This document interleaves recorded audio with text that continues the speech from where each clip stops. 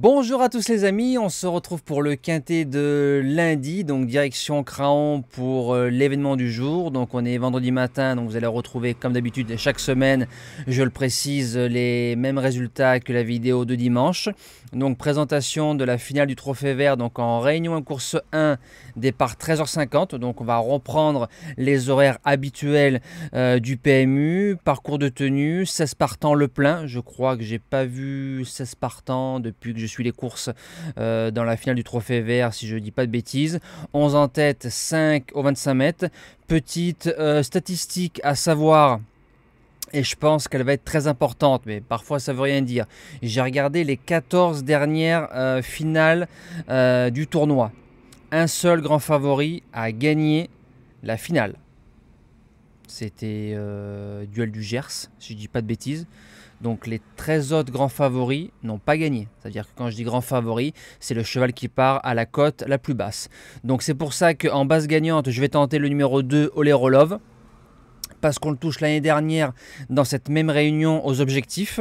On le touche aussi en tête de pronostic de pic 5 à Bréal sur 3400 mètres en marchant 19, libre, les oreilles pointées, les carreaux en l'air. Le lot est plus fort, mais il est sérieux et l'entraînement Guarato se déplace à Craon, je pense, pour la victoire avec les bonnes roues.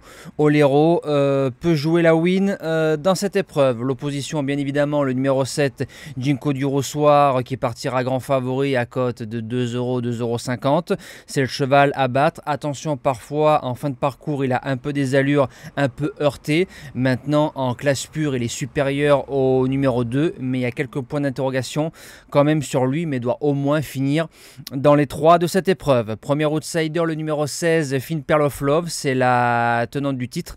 L'année dernière, elle partait en tête avec un bijou de drive de Matabriva. Cette fois-ci, elle rend les mètres. Elle a fait un été magnifique, autant au trot monté que au trot attelé. C'est une véritable voiture de course, ne doit pas bouger du quintet. Deuxième outsider, le numéro 11, Galested, c'est le plus riche du premier échelon, donc vu l'engagement, on a forcément visé la dernière étape. Il a fait un bon début de tournoi en prenant beaucoup de place dans quelques étapes du Trophée Vert. Pour les places, c'est un grand oui.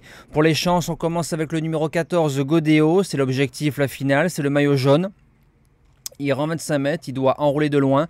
Attention, il y a quelques clients en tête de cette course qui vont lui répondre. Maintenant, Godéo, je le garde plus pour les places. En 6e position, le numéro 4, Hotline de Carcy. Jument qui a fait un beau tournoi.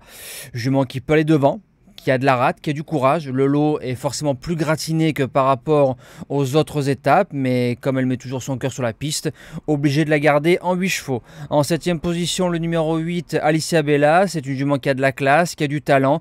Première fois sur l'herbe, sur sa 4e place du GNT de Saint-Malo. Je prends le risque de la garder en 8 chevaux. Et je termine avec le numéro 3, Histoire Moderne. Elle est à l'aise sur l'herbe, vient de faire un truc en PMH tournant à 3, les oreilles bouchées, elle a gagné facilement. Comme c'est une course, je pense qu'il va rouler. Jean-Philippe Dubois et sa science en prenant les bonnes roues. Attention, Histoire dans une ligne droite peut faire mal.